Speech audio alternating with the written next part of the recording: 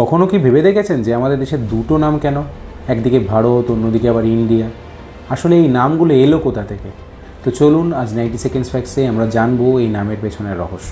প্রথমেই আসি ভারত প্রসঙ্গে। এই নামের শিকড় লুকিয়ে আছে আমাদের প্রাচীন ইতিহাসে।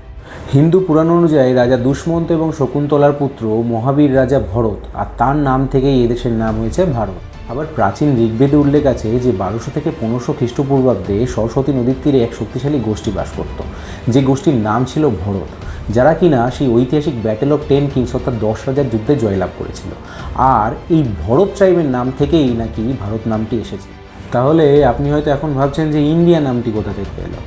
এর কৃতিত্ব কিন্তু সিন্ধু নদের।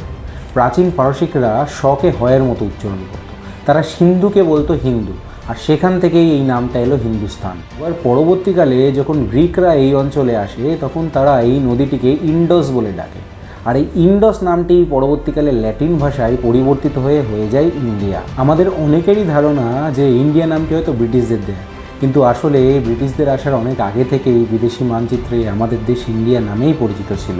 মজার ব্যাপার হলো আমাদের সংবিধানের 1 নম্বর অনুচ্ছেদে পরিষ্কার বলা আছে যে ইন্ডিয়া দ্যাট ইজ ভারত, অর্থাৎ সরকারিভাবে যে দুটো নাম, এই দুটো নামই কিন্তু সমানভাবে গুরুত্বপূর্ণ।